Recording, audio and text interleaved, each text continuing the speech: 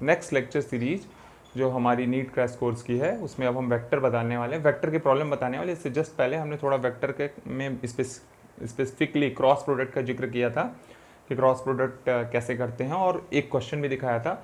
वो थोड़ा tough question था, लेकिन मैक्सिमम नीट के जो क्वेश्चन आए हैं इस चैप्टर से वो इजी ही आए हैं, लेकिन आपका बेसिक कॉन्सेप्ट बहुत क्लियर होना चाहिए। जैसे एक चीज़ और दिमाग में बैठा लीजिएगा साथ ही साथ कि मैंने एक लास्ट वाले लेक्चर में भी ये बात आपसे कही होगी और अभी भी कह रहा कि वेक्टर का जरूरी नहीं डायरेक्ट क्वेश्चन आपको दिखे, वेक्टर का एप्लीकेशन दिखता है अलग अलग टॉपिक में जो हमने पढ़ा है, चाहे वो मैकेनिक्स का टॉपिक हो, चाहे आगे चल के 12th वाले में इलेक्ट्रोस्टैट का टॉपिक हो। यानी आपको ओवरऑल एप्लीकेशन पे भी क्वेश्चन देखने हैं, साथ ही साथ वेक्टर का अगर simply cross product, dot product, angle ऐसा कुछ आ रहा है तो देखना है। तो यहाँ मैं देखिए सबसे पहले आपको एक क्वेश्चन दिखाना चाह रहा हूँ कि ये प्रोजेक्टाइल मोशन का क्वेश्चन है, और प्रोजेक्टाइल नाम दिखते ही वेक्टर भी दिख गया तो अभी कंफ्यूजन बढ़ गया कि अब लगाएंगे कैसे। Height, time of light, range ऐसा कुछ दिया नहीं है, दे दिया है कि ए पोजीशन पे पोजीशन वेक्टर कुछ इस तरीके से है। तो बताया गया कि बी पे क्या होगा, यानी बी पे पूछा गया है आपसे पोजीशन वेक्टर, और बी पे पोजीशन वेक्टर पूछने का मतलब आपको एक बेसिक कॉन्सेप्ट दे दूं कि प्रोजेक्टाइल मोशन के दौरान एक्स एक्सिस यानी एक्स कंपोनेंट की जो वैल्यू है यानी मैग्नीट्यूड है एक्स एक्सिस के अलोंग नहीं बदलती बल्कि वाई के अलोंग चेंज होती है, क्योंकि पूरे मोशन के दौरान ये जो होता है ये कॉस थीटा कंपोनेंट हमेशा हॉरिजॉन्टल बना रहेगा। जो भी थीटा होगा तो यहाँ उस थीटा के साथ यू कॉस थीटा, यानी जो भी चेंज आ रहा है वो वाई के अलोंग चेंज आ रहा है। तो ओवरऑल यहाँ पर आप जब देखेंगे तो यहाँ एक्स तो सेम रहेगा, यानी अगर 2 है तो 2 ही रहेगा, लेकिन वाई जस्ट यहाँ देखिए डायरेक्शन रिवर्स हो गई तो इसका मैग्नीट्यूड बदल जाना चाहिए, यानी प्लस से माइनस होना चाहिए, because a x, a y, a z ये रिप्रेजेंटेटिव होते हैं कोफिशिएंट किसके किसके, along y axis, along x axis, along z axis. तो ये तीनों एक्स तो इस तरीके से ए एक्स एक्स एक्सिस के long, a y y axis के लॉन्ग, तो ये पता चला कंपोनेंट अभी डायरेक्शन चेंज किया तो यानी यहाँ माइनस आना है, यानी इसकी डायरेक्शन बदलनी, यानी जे कैप अगर ऊपर ओरिएंटेशन है तो अब नीचे ओरिएंटेशन होने वाला। अभी देखिए एक दूसरा क्वेश्चन पूछे थे कि अगर किसी पार्टिकल की वेलोसिटी दे दी गई है, जो कि ऐसा लिखा है, नीट का ही प्रॉब्लम है कि 3i cap plus 4j cap हो और एक्सेलरेशन ये हो, तो बताइए 10 सेकेंड बाद स्पीड क्या होगी। तो 10 सेकेंड बाद वेलोसिटी नहीं पूछी गई आपसे, 10 सेकेंड बाद आपसे स्पीड पूछी गई। तो देखिए है तो वेक्टर, सबसे पहले वेक्टर कॉन्सेप्ट लगाइए और वेक्टर के हिसाब से फाइनल वेलोसिटी निकालिए। तो देखिए u पता है, a पता है, t 10 मैग्नीट्यूड। अगर किसी वेक्टर में स्केलर का मल्टीपल होता है तो वो उतने स्केलर टाइम्स वेक्टर आ जाता है।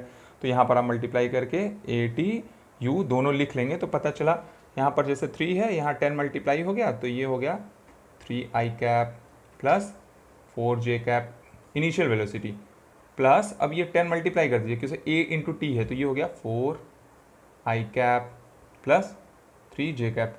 अब देखिए वेक्टर एडिशन बहुत आसान होता है, x के कंपोनेंट को x के साथ जोड़ना है, y के कंपोनेंट को y के साथ जोड़ना है। अब आप क्या करिए 3 और 4 7i कैप हो गया और 4 और 3 7j कैप हो गया। देखिए आपसे स्पीड पूछी है तो इसका मतलब इसका मॉड लेना होगा। स्पीड मॉड का मतलब अंडर रूट ऑफ, जैसा लास्ट वीडियो में मैं छोड़ा था, v x square plus v y square होगा। इसका मैग्नीट्यूड करिए, इसका मैग्नीट्यूड करिए, ओवरऑल देखेंगे तो आप पता चला 7 का स्क्वायर प्लस 7 का स्क्वायर 2 इंटू 7 का स्क्वायर, तो बाहर आएगा तो 7, तो 7 रूट 2 हो जाना चाहिए। और ये भी जैसे स्पीड है तो इसकी यूनिट नहीं भूलेगा, हालांकि कन्फ्यूजन नहीं होगी क्योंकि चारों ऑप्शन स्पीड के ही यूनिट में दिए होंगे। अब नेक्स्ट क्वेश्चन आप देखिए, एक तरफ क्रॉस प्रोडक्ट एक तरफ डॉट प्रोडक्ट, दोनों को कहा गया कि कुछ इस तरीके से रिलेशन फॉलो हो रहा है, तो थीटा क्या होगा। देखिए दोनों ही कॉन्सेप्ट लग गए, डॉट प्रोडक्ट के भी और क्रॉस प्रोडक्ट के भी। जब क्रॉस प्रोडक्ट करेंगे तो mod of a mod of b mod of a mod of b sine theta n cap. चूंकि ये मॉड है तो इसलिए मैग्नीट्यूड लेना है, एन कैप से मतलब नहीं है। ए डॉट बी है तो mod of a mod of b cos theta, यहाँ साइन थीटा।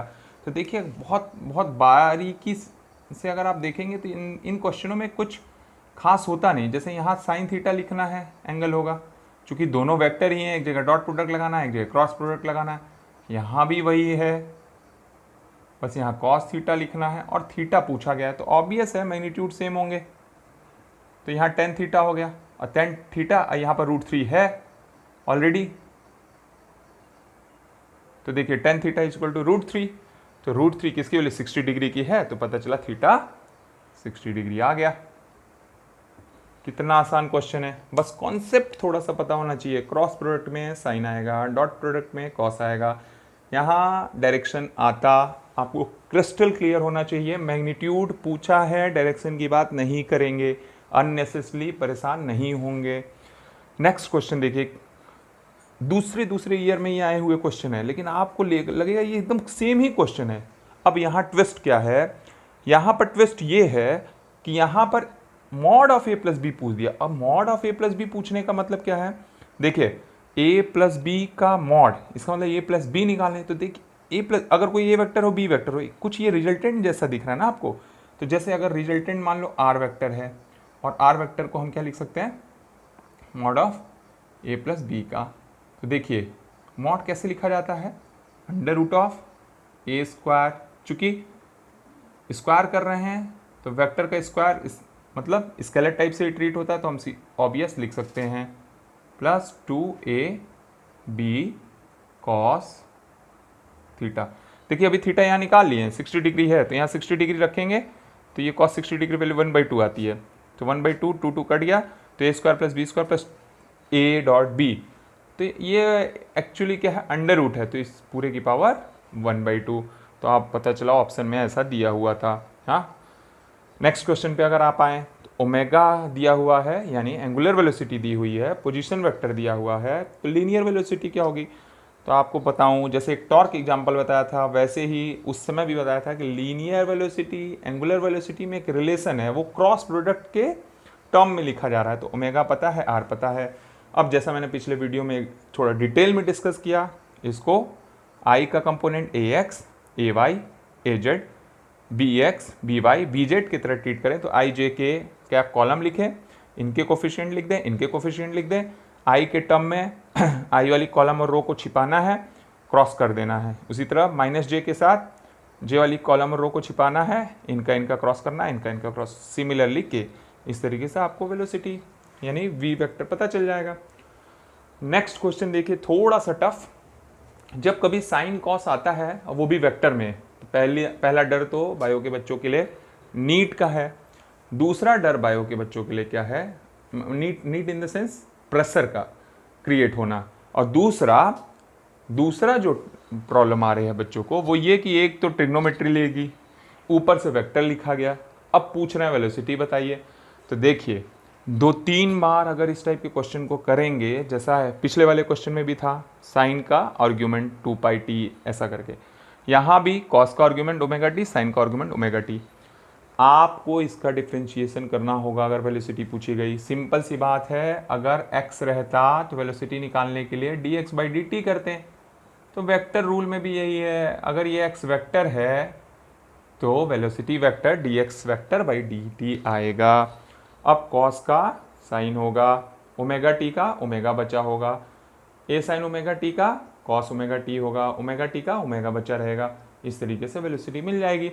अब चूंकि इस क्वेश्चन में पूछे क्या हैं, अगर आप नीट का प्रॉब्लम देखेंगे, मुझे जहाँ तक लगता है इंटरनेट से सारे, जिनके पास बुक नहीं भी है, जिनके पास ये प्रॉब्लम्स नहीं है, वो मैं आपको एक आइडिया दे रहा कि इस टाइप के क्वेश्चन वो जाके डिटेल में प्रॉब्लम देख सकते हैं। अदरवाइज नेट पे भी अवेलेबल है प्रॉब्लम। तो इस प्रॉब्लम में, दिए गए प्रॉब्लम में पूछा गया था कि पोजीशन वेक्टर जो होगा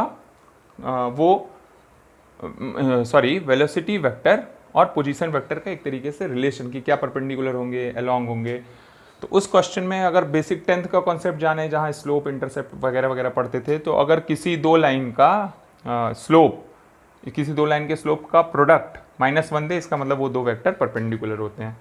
तो स्लोप निकालने का मतलब क्या होता है, y स्लोप बहुत ही ऑब्वियस फिनोमेना है, कहते हैं dy/dx, इसका मतलब चेंज इन y या dx/dt या कुछ भी। तो चेंज अपर सेक्शन में with respect to some lower section, जैसे टाइम के रिस्पेक्ट में एक्स का चेंज, टाइम के रिस्पेक्ट में वाई का चेंज, तो यहाँ पर y का चेंज x के रिस्पेक्ट में अगर देखेंगे तो स्लोप मिलेगा दिस अपॉन दिस, तो ए कैंसिल, साइन अपॉन कॉस, तो साइन अपॉन कॉस करेंगे तो ये 10 आ जाएगा, ठीक है ऑब्वियस। अब वेलोसिटी का इसी तरह करेंगे तो पता चला वेलोसिटी करने में एक देखेंगे कि माइनस साइन एक्स्ट्रा आ जाएगा, क्यों, कॉस का साइन, साइन का कॉस, लेकिन कॉस को जब साइन करेंगे तो माइनस साइन आएगा, ठीक उसी तरीके से साइन का कॉस कर देंगे तो माइनस साइन बाहर आ जाए, तो देखेंगे ओवरऑल कंपेंसेट करेंगे, अगर ओवरऑल अगर कंपेंसेट करेंगे तो वेलोसिटी जो आएगी, स्लोप ऑफ पोजीशन वेक्टर एक जगह आएगा, एक स्लोप ऑफ वेलोसिटी आएगी, तो देखा जाएगा कि दोनों का प्रोडक्ट एक जगह 10 एक जगह 1/10 दोनों आ रहा है, तो यानी रिजल्टेंट -1 मिलेगा, यानी वेलोसिटी परपेंडिकुलर होगी पोजीशन वेक्टर के।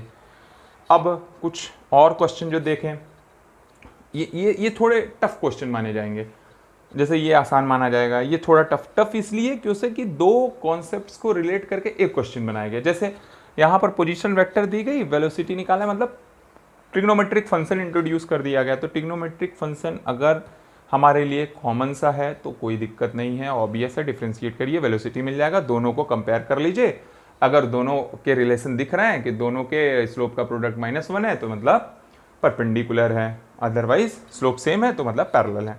अब क्या करेंगे, कोई दिया है एफ वेक्टर, एफ मतलब फोर्स दिया है, आर पोजीशन वेक्टर दिया है, इस साल के क्वेश्चन में पूछा गया सीधे टॉर्क क्या होगा, भाई टॉर्क तो आर क्रॉस एफ ही होगा, और क्रॉस प्रोडक्ट निकालना आपके लिए कठिन नहीं है, क्रॉस प्रोडक्ट आपके लिए वही पहले जैसा है, आई कैप जे कैप के कैप का कोफिशिएंट फिर इसका कोफिशिएंट, दोनों को लिख दीजिए, क्रॉस प्रोडक्ट कर दीजिए, वैल्यू निकाल लीजिए, यानी इस क्वेश्चन में डर नहीं लग रहा होगा।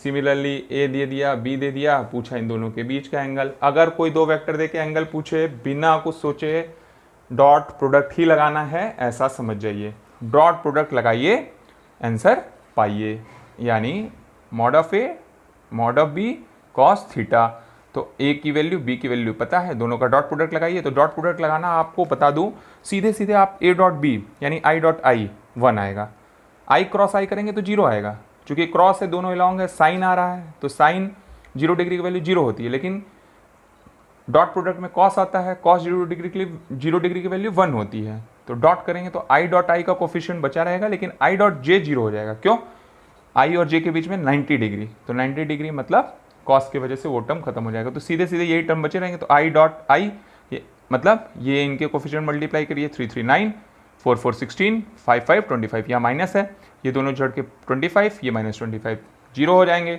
तो अगर ए डॉट बी की वैल्यू 0 आ रही है तो इसका मतलब है कि थीटा, यानी ये दोनों 0 तभी होंगे जब ये दोनों वेक्टर, डॉट प्रोडक्ट 0 का मतलब क्या हो गया, यानी वो दोनों वेक्टर परपेंडिकुलर ले लिए गए, तभी तो ऐसा होगा, तो यहाँ से थीटा निकाल लेंगे, थीटा तो हमने वैसे भी बता दिया आपको कैलकुलेट करके, लेकिन कैसे बता दिया कि दोनों कैलकुलेट किया तो ओवरऑल रिजल्टेंट 0 आया, इसका मतलब है थीटा 90 डिग्री को होगा, ओवरऑल थीटा, ये जो आई कैप का थीटा बोल रहे थे जे कैप, इससे कंफ्यूज मत होइएगा, ए डॉट बी का थीटा यानी ए और बी के बीच का एंगल, यानी ये दोनों वेक्टर आपस में परपेंडिकुलर रहे होंगे, और मैं समझता हूँ कि वेक्टर की ये क्वेश्चंस आपको काफ़ी, चूँकि अब जल्दी एग्जाम आने वाला है, इन क्वेश्चन को इस तरीके से बस भी रिवीजन कर लें तो काफ़ी हेल्प मिलेगी, और भी वेक्टर के क्वेश्चन आप प्रैक्टिस करने की कोशिश करिएगा, एटलीस्ट इतनी बात आप दिमाग में रखिएगा।